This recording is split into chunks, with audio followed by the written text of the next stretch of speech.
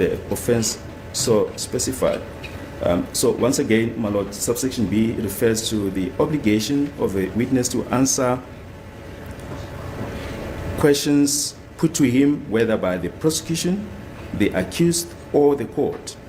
Now, that's applicable if the witness is called in terms of section 204. Yes, yes. One thing about Baloyi is he's going to read and read and read his law books. But this time I said to myself, come on now, Baloyi, you should know better than that. Do you really think the defense team are not so aware of the law? I mean, if I, Mzansi Unfiltered, can hear, you're reading the section for a 204 witness. And Gwabini, yes, Sfiso Zungu. The host, according to Zungunizer over there at the Basutu hostel, is not a section 204 witness unless you suddenly made him one and didn't tell us about it. Hello everybody, welcome back to another edition, and let's listen to Baloyi's failed attempt to have Gwabini, to have his objection rather accepted by my lord. But my lord says, don't play with me. Do not play with me. If you're going to quote the law, you better quote it correctly. Listen to this part. So it's not applicable. Yes. In my view, what is applicable is just to warn the witness against self-incrimination. Yes. But I'm not stopping him from answering the question as he deems fit. Yes. But my duty as a judge, Yes. I'm obliged to point out that limitation. Yes, indeed, and we're raising this as a procedural aspect that's it, because it might impact on the fairness of the quite, trial. yeah. Yes. Thank you.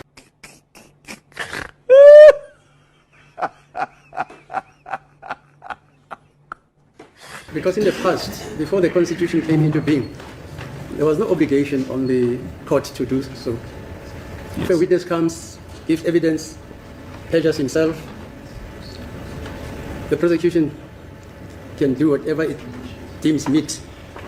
You know, the old section 205, when the Criminal Procedure Act was not yet amended, there was the Terrorism Act. Section 6 of the Terrorism Act used to say that a witness or a person can be detained by the South African police, primarily, obviously, the security branch. And such detention can endure for about 90 days, and no lawyer, doctor, or priest may inquire after the health of the said witness. But since the Constitution overrode all these sections, even security sections, by saying that within 48 hours you should be charged, irrespective of whichever charge you're facing. But still, the Constitution says a person must be apprised of his rights. So that's all I'm saying to this witness. And that's also all that we are asking. No, fine. Yes, Mr. Nisi. As it is the court, Yes, sir. I think the state is presupposing that there will be questions under cross-examination that the state would have to put to this witness that would basically incriminate this witness. We don't know if the state would actually do that, but we have called to this witness. I've called to this witness to come and testify about the events relating to the 26th of October 2014. Up to this point, he's saying that's a lie. We don't know whether we'll come to a point where he says, yeah, no, that one is not a lie. Now he's entitled to answer any way he wishes. Thank you, Honorable Member. Thank you, Honorable Member. Honorable Taula.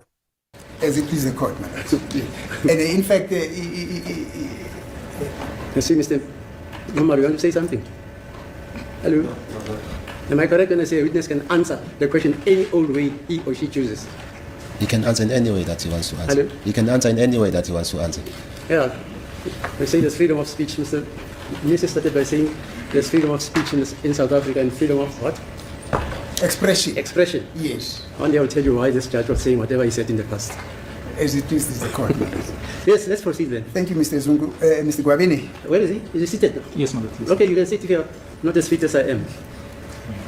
Ungahlala ke nhlengikazi ukuthi uma ngekho fit ngale ndlela engifit ngayo ungahlala phansi. Thank you, Mr. Gwabini. Now, The last point that we dealt with before the short adjournment was about the fact that Zungu, the constable, requested you to give him back his firearm. That's not what he said. He said that he inquired about his firearm from you, and then you gave it back to him, and then he released the magazine thereof. La egcine khona ke la bengithi kuwena ke uZungu kubufakazi bakhe abethula la enkantolo ukuthi ke wase ecela wena ke ukuthi ke umlethele isibhamu sakhe ke wase ke ekhipha ke lokho ekula ngasemuva ke kusona isibhamu okubizwa ngokuthi ke imagazine. Do you still remember that? Usakhumbula lokho? No, he's telling lies.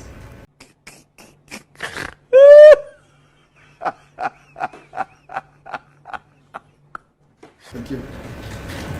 Now, he proceeded. This is Constable Zungu telling this court what happened on the 26th of October 2014. He proceeded to say that the firearm that he requested you to give it back to him, which was his firearm, was a 9mm Z88 pistol. Kubufakazi bakhe abethuleke enkantolo ushilo ukuthi isibhamu leso ke acela ukuthi umnikeze sona kwakuyisibhamu sakhe kwakuyi 9mm Z88. Awunamanga. No, he's telling lies. Thank you. Listen, it felt like it was a church chorus in a hymn, because all Gwabini says, he's a man of very, very few words. He's not like Zungunizer.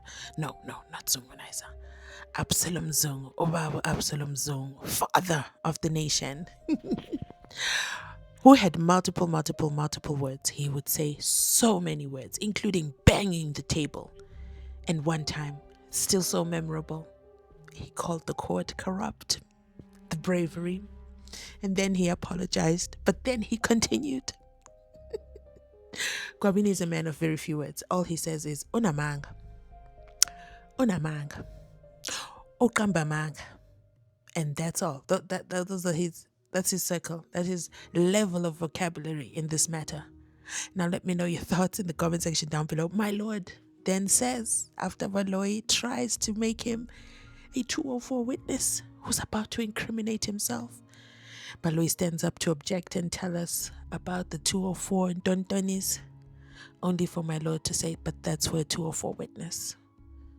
A witness is entitled to answer any way he wishes.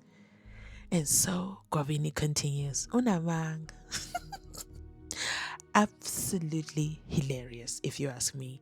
What a pity. Now the question is, what cross-examination question could Baloyi possibly ask? Because whatever question he asks, he will be going against Zungunizer, the lead witness, the court's favorite. Remember, his arrest, the arrest of accused number 1 and accused number 2, they used the statement of Absalom Zungu, which was corroborated. Yes. By who? By Zungunizer himself, Constable Sizwe Zungu. And wait, no, it gets worse. My lord lamented his pride and praises for Zungunizer's statement when he gave the ruling for the Section 174 application for accused number 4, Thokoziseni Mapisa, who wanted to, have the charges against him discharged. As I've always said, he's a VIP in the court. Like, why is he there? Why is he there? But anyway, let me end this video right here. Let me know your thoughts in the comment section down below. What do you think with regards to Baloyi and his attempt to turn Gwabini Mr. Unamanga into a Section 204 witness? I'll catch you on the next one. Bye.